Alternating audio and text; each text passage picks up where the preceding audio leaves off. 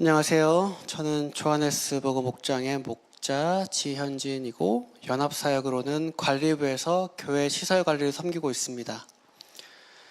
이번 하나님을 경험하는 삶 공부를 통해 하나님께서 제게 주신 마음을 함께 나누고자 합니다. 공부를 시작하면서 이미 목자와 목녀의 삶을 통해 하나님께서 일하시는 모습을 많이 경험했는데 이번에는 하나님께서 무엇을 보여주실까라는 생각이 있었습니다. 하지만 하나님께서는 저의 기대와는 다르게 이 과정을 통해 제 마음을 새롭게 하셨습니다. 특별히 하나님을 경험하는 삶의 7가지 실체를 통해서 하나님께서 제 삶 속에서 늘 일하고 계셨다는 사실을 다시 깨닫게 되었습니다. 첫째로 하나님은 항상 우리 지위에서 일하고 계십니다. 저희 목장에는 오랫동안 관계를 이어오던 VIP들이 많이 있었습니다. 함께 비자가 없어서 힘들어하던 시절을 가족처럼 보내기도 했지만 시간이 지나 비자를 받고 삶이 바빠지면서 하나 둘 목장을 떠났습니다. 제가 할 수 있었던 것은 목장 카톡방과 개인 카톡으로 말씀을 전하며 관계를 이어가는 정도였습니다.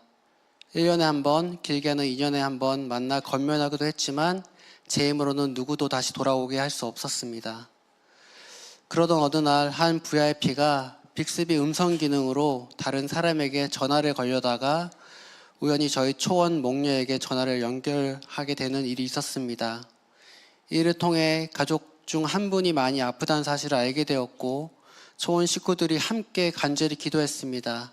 하나님께서는 그 가족을 회복시키셨고 결국 그 VIP 가정은 다시 교회로 돌아오게 되었습니다. 이를 통해 저는 하나님께서 이미 먼저 일을 하고 계셨고 우리는 그 일하심을 뒤늦게 발견한 것뿐이라는 사실을 경험하게 되었습니다.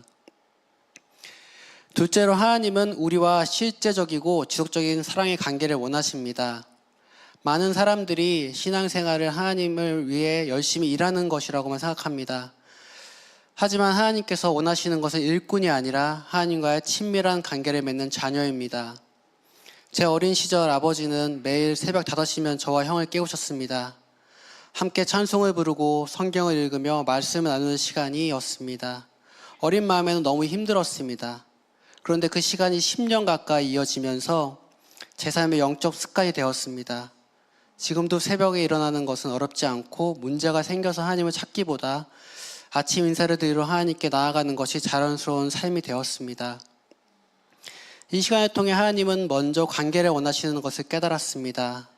셋째, 하나님은 우리를 그분의 일에 동참하도록 초청하십니다. 앞서 말씀드린 VIP의 회복 역시 결코 저의 능력이 아니었습니다.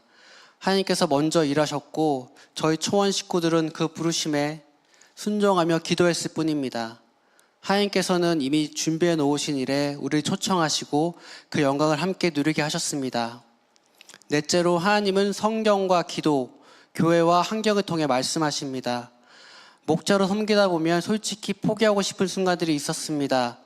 열심히 섬겼다고 생각했는데 어느 날 갑자기 마음이 상해 떠나고 필요할 때만 찾다가 연락을 끊는 모습을 보면서 내가 무엇을 하고 있는 걸까? 나는 목자로서 자격이 없는 게 아닐까라는 회의감이 빠질 때도 많았습니다. 이럴 때마다 하나님 앞에 나아가 목장 식구들과 VIP들을 위해 기도했습니다. 기도하는 가운데 하나님께서는 제 마음을 바꾸셨습니다. 내가 벽돌 한 짝 쌓으면 그 다음은 하나님이 하신다. 다른 교회가 이어 쌓아도 괜찮다. 실제로 저희가 섬기던 VIP가 다른 교회에서 신앙생활을 잘하고 있다는 이야기를 들었을 때도 하나님께 감사했습니다. 영혼구원은 내 교회를 채우는 것이 아니라 하나님 나라를 세우는 일이기 때문입니다. 저는 슛을 넣는 사람이 아니라 패스를 하는 사람이었고 결국 득점은 하나님께서 하신다는 사실을 깨닫게 되었습니다. 다섯째, 하나님의 뜻 앞에서는 믿음의 갈등이 있습니다. 하나님께서는 계속해서 더 사랑하고 더 품고 더 기다리라고 말씀하셨습니다. 솔직히 저는 하나님께 이렇게 기도한 적이 있습니다. 하나님, 이제는 조금 쉬운 사람 보내주시면 안 될까요?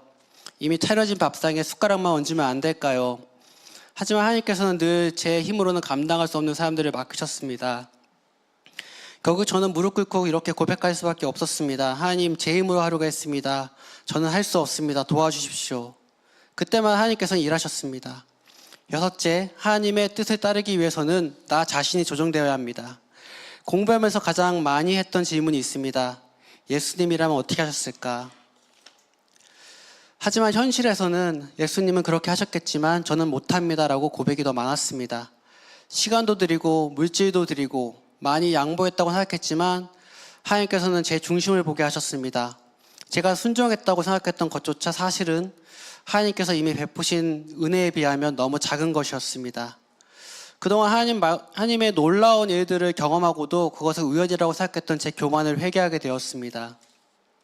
7째, 하나님은 순종을 통해 우리를 하나님의 일에 참여하게 하십니다.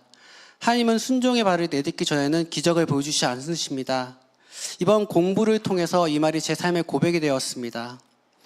VIP들은 저마다 다양한 이유로 공동체에 들어옵니다. 처음에는 필요 때문에 왔을 수도 있습니다. 하지만 하나님께서는 그 공동체 안에서 회복시키고자 변화시키십니다. 설령 떠나더라도 따뜻했던 공동체를 기억하게 하시고 어려운 일이 생기면 다시 연락하여 기도를 부탁합니다. 이번에도 초원 식구들이 함께 기도했고 하나님께서는 한 가정을 회복시키셨습니다. 그 가정은 하나님께서 하셨다고 고백했습니다. 성경을 스스로 찾아가며 자녀도 기독교 가치관 안에 키우고 싶어 학교까지 옮기게 되었습니다. 그 모습을 보며 우리가 하나님의 초청에 순종하지 않았다면 이런 역사는 어떻게 볼 수 있었을까라고 감사가 넘쳤습니다. 하나님은 지금도 우리 곁에 일하고 계십니다. 우리를 부르시고 말씀하시고 믿음의 갈등 가운데 순종하도록 이끄시며 하나님만 하실 수 있는 일에 우리를 동참하게 하셨습니다. 이번 하나님의 경험하는 삶을 통해 저는 하나님께서 지금도 살아계셔서 일하시는 사실을 다시 한번 깊이 경험했습니다. 앞으로도 하나님께서 부르실 때 망설이지 않고 순종하는 사람이 되길 소망합니다. 그리고 귀한 공부가 더 많은 성도들에게 큰 은혜가 되기를 바랍니다. 끝까지 들어주셔서 감사합니다. 하늘 복 많이 받으십시오.